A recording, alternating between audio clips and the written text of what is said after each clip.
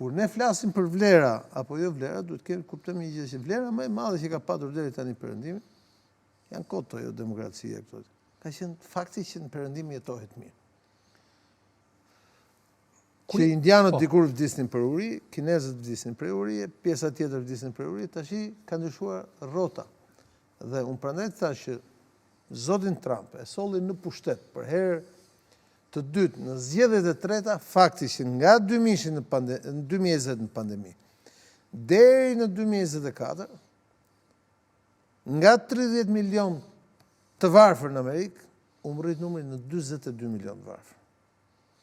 Sepse ki parasysh që në Perëndim njerëzit nuk pranojnë të jetojnë keq, sepse kanë jetuar mirë.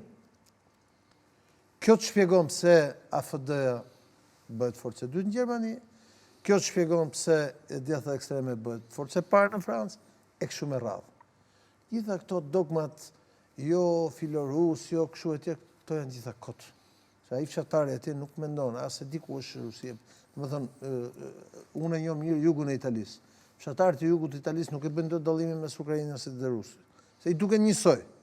Edhe fakt kanë dhe jugu i Italisë ka qenë çdo herë më keq se sa veti. Jo, po ki parasysh që fshatari atje nuk e di kë ka president republike, nuk e di kë ka kryeministër, nuk e di ka njerëz në jug të Italisë që dinë që është akoma Berlusconi, kupton? Ata dinë kë kanë komandant karabinjerësh, kë kanë prift, kë kanë berber, kë kanë kryetar bashkie. Nuk e din këta njerëz. Ta din sa është çmimi i bukës, sa është çmimi i ujit, sa është fatura e energjisë, sa është pensioni, sa është rroga, të din. Dhe prandaj dobësia e Perëndimit është edhe fuqia vet më e madhe. Pra dobësia është fakti që Perëndimi ka jetuar mirë për një kohë gjatë, paktën për një më shumë se 50-60 vjet. Dhe kjo gjë është kthyer në dobësinë e Perëndimit sepse procesi i deindustrializimit i la njerëzit pa punë.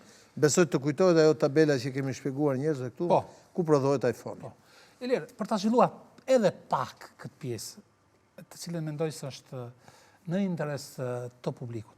Ka shumë nga ata të cilët thonë se pikërisht vlerat kulturore, civilizuese të Perëndimit ishin shkak i një dominimi të Perëndimit. Por ka nga ata të cilët thonë se jo, kjo nuk është e vërtet, por kjo ka të bëjë me pasurimin apo zhvillimin ekonomik. Pra, ai i cili e ka ekonominë në dorë, ai sot do të dominoj botën dhe jo detyrimisht ato vlera filozofike, civilizuese, mbi të cilat ishte ndërtuar fuqia e Perëndimit. Nëse do flisnin për vlera civilizuese dhe filozofike, sot botën duhet ta komandonte Irani, nga ku vjen qytetërimi persian.